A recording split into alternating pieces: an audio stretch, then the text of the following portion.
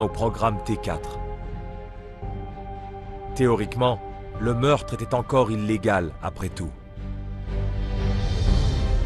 Mais ce qui n'est pas très connu, c'est qu'en dépit de l'ordre d'Hitler d'arrêter le programme, les psychiatres ont continué de donner libre cours à leur folie meurtrière et ont tué de leur propre initiative et secrètement 230 000 patients de plus. Stopp der Aktion T4 bedeutet aber nicht auch den Stopp der Ermordungen, der Tötungen an Menschen mit psychischer Erkrankung oder körperlich-geistig behinderten Personen.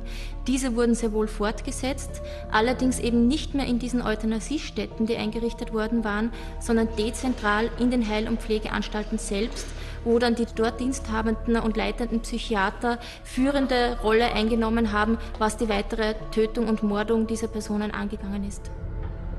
Et il se peut que le bilan des malades mentaux qui ont été tués soit bien plus lourd. En effet, avant, durant et après l'époque nazie, les psychiatres ont régulièrement privé leurs patients de nourriture pour qu'ils meurent tranquillement et sans soulever de soupçons. So sind schon während des Ersten Weltkriegs allein in Berlin über die Hälfte der Insassen der psychiatrischen Anstalten verhungert.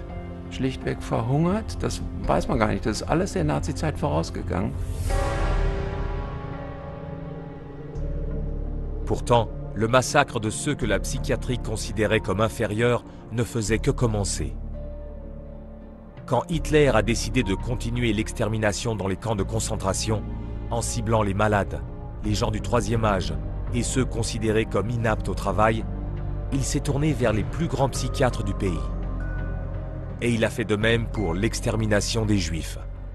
Viele Personen, die später auch im Zuge der Aktion Reinhardt, das heißt bei der Vernichtung der europäischen Juden im Generalgouvernement tätig waren, bereits hier in Hartheim in der Euthanasieanstalt tätig waren. Das heißt, hier gibt es eine ganz direkte Verbindung sozusagen zwischen dem Euthanasieprogramm und dem Holocaust. Also alles Personen, die hier in Hartheim führende Positionen inne gehabt haben, sie haben später auch leitende Positionen in den Vernichtungslagern wie Sobibor oder Treblinka inne gehabt. Ich denke mir, diese Verbindung aufzuzeigen, ist eine wichtige und eine ganz dringliche. Sozusagen diesen Personaltransfer, den es hier gegeben hat, aber auch diesen Technologietransfer, also dieses Know-how, was man sich in den Euthanasieanstalten bereits zu eigen gemacht hat, durch die Massentötung von Menschen, das wiederum dann Eingang gefunden hat, eben im Zuge der Vernichtungslager, im Zuge der Aktion Reinhardt. Die Durchkämmung der KZs fand nach genau denselben Gesichtspunkten anhand derselben Meldebögen statt wie die der Irrenhäuser. Die Psychiatrie hat eine ganz entscheidende Rolle beim Holocaust gespielt, weil sie nämlich den Damm gebrochen hat, der gegen die Tötung unschuldiger Menschen da bestand. Le bilan est écœurant. Entre 11 et 17 millions de gens ont perdu la vie au cours de l'Holocauste parce qu'ils avaient été jugés eugéniquement inférieurs et destinés à mourir. Et ce sont les psychiatres qui ont conçu toute la machine. Mais ce n'est pas tout. 3 ans après la Seconde Guerre mondiale, les hôpitaux psychiatriques continuaient encore de faire mourir de faim les patients. En fait, le taux de mortalité dans les hôpitaux après la guerre est monté en flèche. Un psychiatre estime qu'il y a eu 20 000 morts en tout. Certains défendent les psychiatres en disant qu'à l'époque, le régime nazi les forçait à participer à ces programmes, qu'ils ne pouvaient pas refuser sous peine d'être incarcérés ou même tués. Mais les preuves montrent que les quelques psychiatres qui ont refusé de participer n'ont jamais été punis. Ich weiß von der Klinik in Lemgo, Ärztedirektor war Nazi, war Mitglied der Partei. Er ist wie einige andere auch aber jemand gewesen, der gesagt hat, aus meiner Klinik kommt keiner weg. Der hat keinen abgeliefert, dem ist übrigens nie was passiert, was auch wieder mal zeigt, man konnte sich weigern, ohne dass das große Nachteile hatte. D'autres affirment que le programme d'euthanasie n'était l'œuvre que de quelques psychiatres véreux. Mais le fait est que le programme a été élaboré et institué avec la pleine coopération et le soutien des plus grands psychiatres d'Allemagne. Meines Erachtens kann man nicht sagen, es gibt nur einzelne schwarze Schafe innerhalb der Psychiatrie, die den Nationalsozialisten zugearbeitet haben, sondern es ist ein Problem des gesamten Berufsstandes. Military Tribunal 1 has found and adjudged you guilty. Il ne fait aucun doute que la psychiatrie porte la responsabilité pour les campagnes d'extermination du Troisième Reich. Au procès de Nuremberg qui ont suivi, tous les experts étaient d'accord pour dire que les programmes d'extermination à grande échelle n'auraient jamais eu cours si la psychiatrie ne les avait pas conçus, organisés et dirigés. The methods used and personnel trained in the killing centers for the chronically sick became the nucleus of the much larger centers in the East, where the plan was to kill Jews and Poles and to cut down the Russian population by 30 million. En fait, Alexander a aussi écrit qu'en Bavière, 2 ans avant l'arrivée d'Hitler au pouvoir, des psychiatres parlaient déjà de stérilisation et d'euthanasie sur les malades chroniques. Mais Alexander, un partisan ardent de l'eugénisme, était inquiet pour la réputation de la psychiatrie. Donc, au lieu de demander des comptes à ses homologues allemands pour leurs crimes, il limita les dégâts. Seuls quelques psychiatres ont été traduits en justice ou reconnus coupables d'un crime quelconque. Man hätte die deutschen Psychiater schon zur Rechenschaft ziehen müssen und man hätte nach dem Krieg vor allem das bekannt machen müssen, was da geschehen ist. Das ist ja unterdrückt worden. Kein Wort, keine Entschuldigung, keine Mahnung. Und bis auf wenige Einzelne beteiligte sich damals offensichtlich die große Mehrheit der deutschen Psychiater und Mitglieder unserer Fachgesellschaft in Forschung, Wissenschaft und Praxis, an der Planung, Durchführung und wissenschaftlichen Legitimierung von Selektion, Sterilisation und Tötung. Les juges du procès de Nuremberg ont déclaré que les pratiques eugéniques du parti nazi constituaient un crime contre l'humanité. If there is such a thing as a crime against humanity, here we have it repeated 1,000,000 times over. C'était là un verdict sans conséquence, vu que la plupart des psychiatres, qui étaient toujours partisans de l'eugénisme, sont retournés chez eux et ont continué comme avant l'accession des nazis au pouvoir. Ils ont même retrouvé des situations bien payées et respectées.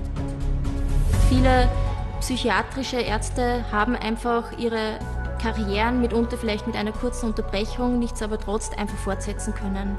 Und das ist sozusagen auch ein Punkt, dass es hier Kontinuitäten gibt, die sich wirklich über die Zeit des Nationalsozialismus auch bis in die 50er, 60er, 70er, bis in die Gegenwart hineinzeichnen und verfolgen lassen. L'un de ces psychiatres avait particulièrement les mains sales. Unfassbar ist heute die Geschichte des bereits erwähnten Professors Werner Heide. Er war der medizinische Leiter der T4-Aktion. Nach dem Krieg wurde er per Haftbefehl gesucht und machte unter dem Namen Dr. med. Fritz Savade von 1950 bis 1959 dennoch eine zweite Karriere als Gerichtsgutachter in Schleswig-Holstein. Er wurde von Ärzten und Juristen gedeckt, die über seine wahre Identität informiert waren, und viele andere, denen seine Doppelidentität ebenso bekannt war, unternahmen nichts. Ce n'est qu'en 1959 que le passé de Heide a fait scandale au niveau national. Après avoir été accusé de crimes de guerre, il s'est suicidé en 1964 avant l'ouverture de son procès. Mais il y en a eu d'autres qui n'ont jamais été pris. Un des psychiatres du T4, Friedrich Mauss, ne fut jamais confronté à ses responsabilités devant le tribunal. Pire, il fut élu président de l'Association allemande de psychiatrie et de neurologie de 1957 à 1958.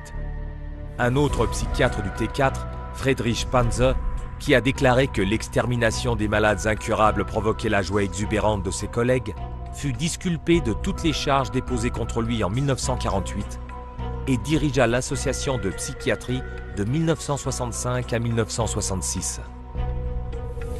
Werner Willinger, lui aussi un des psychiatres du T4, fut professeur en psychiatrie à l'université de Marbourg de 1946 à 1956 et a même participé en tant qu'invité d'honneur à la conférence de la Maison-Blanche sur les enfants et les jeunes à Washington en 1950. Quant à Ernst Rudin, il ne fut jamais puni. Il décéda à Munich à l'âge de 78 ans sans jamais avoir été arrêté. Entre-temps, certains psychiatres ont continué d'exercer en Allemagne, alors que d'autres ont émigré dans d'autres pays pour répandre les nombreuses idéologies de la psychiatrie allemande parmi les nouvelles générations. Dans les années suivantes, les psychiatres en Allemagne ont gardé sous silence leurs responsabilités dans les campagnes d'extermination du Troisième Reich, jusqu'au moment où des montagnes de preuves accablantes ont forcé leurs dirigeants à présenter ces excuses pour ce qui était à présent évident aux yeux de tous. Psychiater haben in der Zeit des Nationalsozialismus Menschen verachtet, die ihnen anvertrauten Patientinnen und Patienten in ihrem Vertrauen getäuscht und belogen, die Angehörigen hingehalten, Patienten zwangssterilisieren und töten lassen und auch selber getötet. Unabhängig von den Forschungsergebnissen, die wir in den nächsten Jahren erwarten, habe ich spät genug bei allen Opfern und Angehörigen um Entschuldigung zu bitten für das erlittene Unrecht und das Leid, das ihnen von deutschen Verbänden und ihren Psychiatern zugefügt wurde.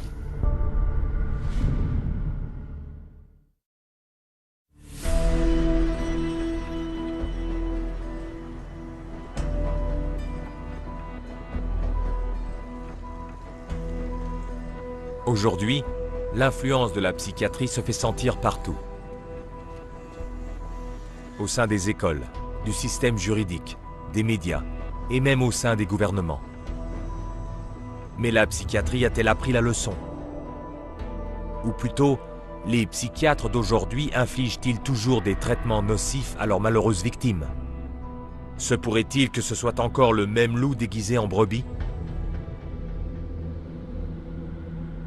Sicherlich hat die Nachkriegspsychiatrie in Deutschland erhebliche Einflüsse, schreckliche Einflüsse aus der Nazi-Psychiatrie übernommen. Sehr viele Professoren und Psychiater in eigenen Praxen haben auch während der Nazizeit gearbeitet und haben das auch dann an die damalige nachfolgende Generation weitergegeben. Ich sehe auch eine Parallele zwischen der heutigen Psychiatrie und der Nazizeit.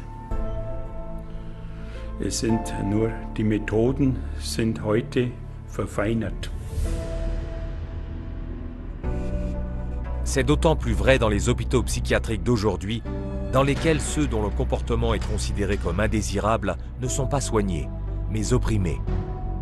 Die Psychiatrie wird in Deutschland wie auch ganz schwerpunktmäßig jetzt auch in Österreich dazu eingesetzt, Menschen zu brechen.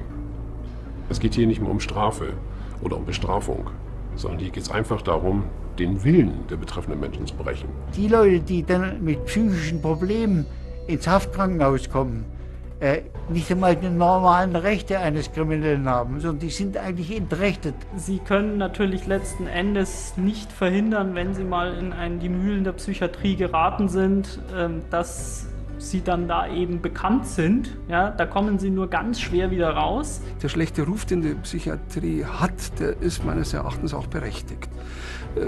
Sobald man eine psychiatrische Station betritt als Patient, verliert man oftmals auch die Grundrechte des menschlichen Daseins, der Eigenbestimmung.